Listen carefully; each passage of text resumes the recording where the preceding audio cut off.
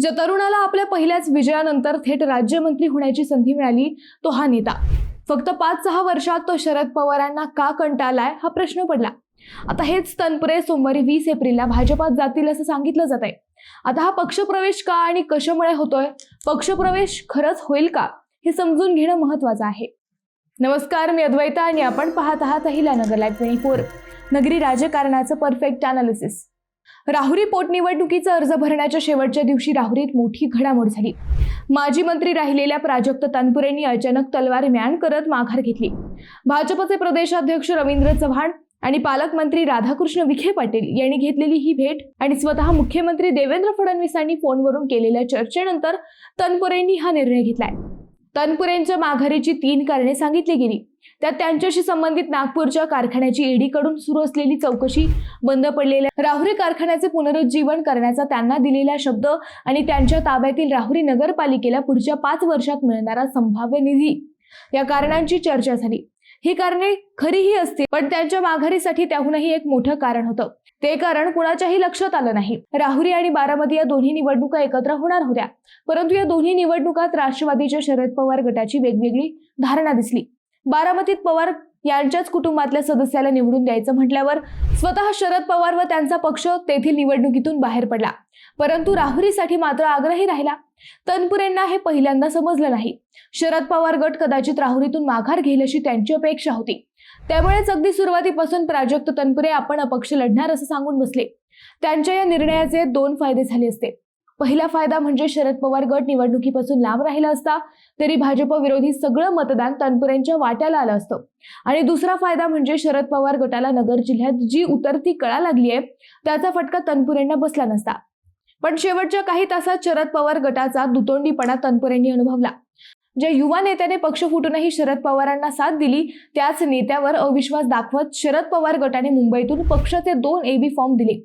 शरद पवार गट 2 AB form देणार ही बातमी तनपुरे गटाला फॉर्म भरण्याच्या आदल्या दिवशीच म्हणजेच 5 एप्रिललाच कळाली होती।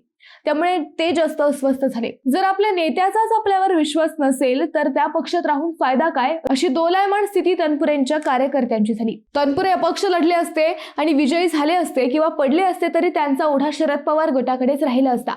पण शरद पवार पक्षाने फॉर्म भरण्यापूर्वी थेट दोघांच्या नावाने AB फॉर्म काढल्यामुळे तनपुरे मनातून खचले असावेत असं म्हणता येतं।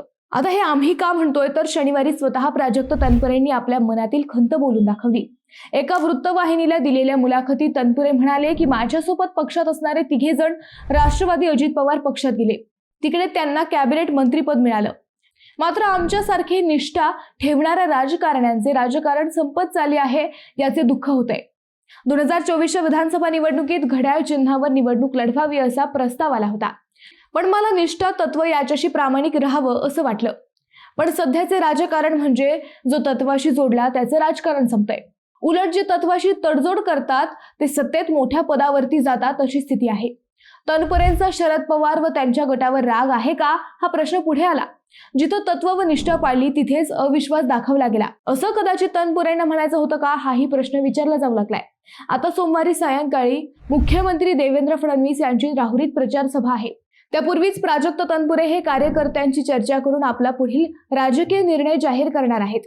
कदाचित तनपुरे हे मुख्यमंत्र्यांच्या उपस्थितीत थेट भाजपमध्ये प्रवेश करतील किंवा सध्या वेट अँड वॉचची भूमिका घेऊन अक्षय कर्डिलेंना बाहेरून पाठिंबा देतील, परंतु यातही पहिली शक्यता जास्त आहे। थेट भाजपमध्ये प्रवेश केला तर कदाचित दुसऱ्या एखाद्या प्रकारे भाजप त्यांचं पुनर्वसन करेल। विधान परिषद किंवा 2029ची लोकसभा निवडणूक अशा 2 ठिकाणी त्यांची वर्णी लागू शकते। भाजपचे प्रदेशाध्यक्ष रवींद्र चव्हाण, पालकमंत्री राधाकृष्ण विखे पाटील, विधान परिषदेचे सभापती प्राध्यापक राम शिंदे आणि स्वतः भाजपचे प्रदेश उपाध्यक्ष डॉक्टर सुजय विखे पाटील या सगळ्या नेत्यांनी यापूर्वी त्यांच्या भाजप प्रवेशाचे संकेत दिले आहेत। डॉक्टर सुजय विखे पाटील यांनी तर 3 दादा एकत्र दिसतील असंही बोलून दाखवले। त्यामुळे तनपुरेंच्या भाजप प्रवेशाच्या चर्चांना आता जोर आलाय।